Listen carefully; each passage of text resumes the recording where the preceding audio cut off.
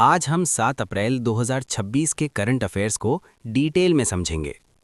सबसे पहले बात करते हैं वर्ल्ड हेल्थ डे की, जो हर साल 7 अप्रैल को मनाया जाता है। ये दिन वर्ल्ड हेल्थ ऑर्गेनाइजेशन यानी WHO की स्थापना 1948 की याद में मनाया जाता है। लेकिन यहाँ सबसे ज़रूरी चीज़ है इसका कॉन्सेप्ट। आज दुनिया में एक मेजर चैलेंज ये है कि हेल्थ सर्विसेज सभी लोगों तक समान रूप से नहीं पहुँच पाती हैं। कई लोग सिर्फ पैसे की कमी की वजह से इलाज नहीं करा पाते। इसी प्रॉब्लम को एड्रेस करने के लिए यूनिवर्सल हेल्थ कवरेज यानी UHC की कॉन्सेप्ट दी गई है।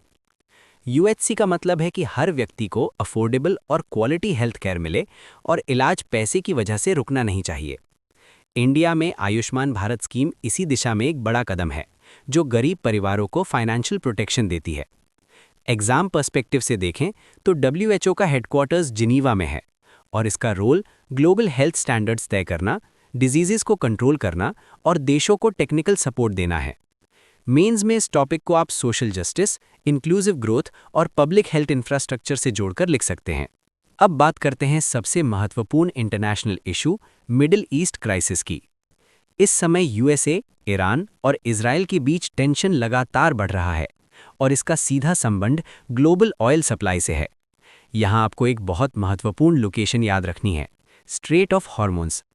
ये एक नैरो सी रूट है जो पर्शियन गल्फ को अरेबियन सी से जोड़ता है और दुनिया का लगभग 30 से 40% ऑयल ट्रेड इसी रूट से गुजरता है।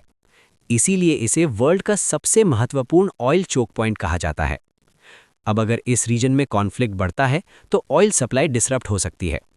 इसका सीधा असर होगा, ऑयल प्राइसेस बढ़ेंगे, पेट्रोल और डीजल महंगे होंगे, इन्फ्लेशन बढ़ेगा और ग्लोबल इकोनॉमी पर प्रेशर आएगा।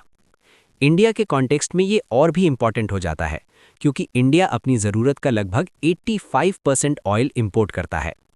इससे इंडिया का इंपोर्ट बिल बढ़ सकता है, करंट अकाउंट डेफिसिट बढ़ सकता है और रुपये पर प्रेशर आ सकता है।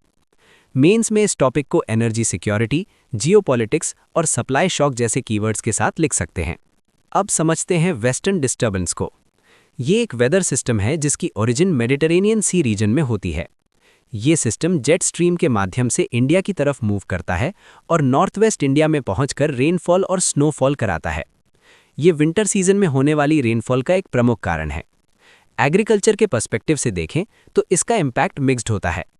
गेहूं जैसी रबी फसल के लिए मॉडरेट रेनफॉल बेनिफिशियल होती है, लेकिन अगर रेनफॉल ज़्यादा हो जाए तो क्रॉप डैमेज भी हो सकता है। इसीलिए ये टॉपिक ज्योग्राफी और एग्रीकल्चर दोनों के लिए इंपॉर्टेंट है। प्रीलिम्स में इसका ओरिजिन और नेचर पूछा जा सकता है, जबकि मेंस में इसका एग्रीकल्चर पर इम्पैक्ट पूछा जाता है। अब बात करते हैं इंडियाज़ ग्लोबल रेजिलियंस की। विदेश मंत्री S जयशंकर के अनुसार इंडिया ने ग्लोबल चैलेंजेस के बावजूद अपनी स्टेबिलिटी बनाए रखी है। अगर हम रीसेंट ईयर्स को देखें तो दुनिया ने कई बड़े क्राइसिस देखे हैं, जैसे कोविड-19 पैंडेमिक, रशिया यूक्रेन कॉन्फ्लिक्ट और ग्लोबल इन्फ्लेशन। लेकिन इन सब के बावजूद इंडिया रिलेटिवली स्टेबल रहा है। इसके पीछे कुछ प्रमुख कारण हैं। पहला, इंडिया की डिजिटल इकोनॉमी, जिसमें UPI और डायरेक्ट बेनिफिट ट्रांसफर जैसे सिस्टम्स ने ट्रांसपेरेंसी और एफिशिएंसी को बढ़ाया है। दूसरा, वैक्सीन डिप्लोमेसी, जिसके तहत इंडिया ने कई देशों को वैक्सीन सप्लाई की और ग्लोबल लेवल पर गुडविल बनाई। तीसरा, बैलेंस्ड फॉरेन पॉलिसी, जिसमें इंडिया ने USA और रशिया दोनों के साथ अपने रिलेशंस को मेंटेन किया। इसी अप्रोच को स्ट्रेटेजिक ऑटोनॉमी और मल्टी अलाइनमेंट कहा जाता है। मेंस में आप इस टॉपिक को India as a stabilising power, emerging global leader और ग्लोबल साउथ रिप्रेजेंटेशन के कॉन्टेक्स्ट में लिख सकते हैं। तो दोस्तों, आज के करंट अफेयर्स में हमने सिर्फ फैक्ट्स नहीं, बल्कि उनके पीछे के कॉन्सेप्ट्स को समझा। यही अप्रोच आपको एग्जाम में दूसरों से अलग बनाती है। अगर आप हर न्यूज़ को इस तरीके से समझते हैं तो प्रीलिम्स और मेंस दोनों में आपका परफॉर्मेंस काफ़ी बेहतर हो सकता है। धन्यवाद।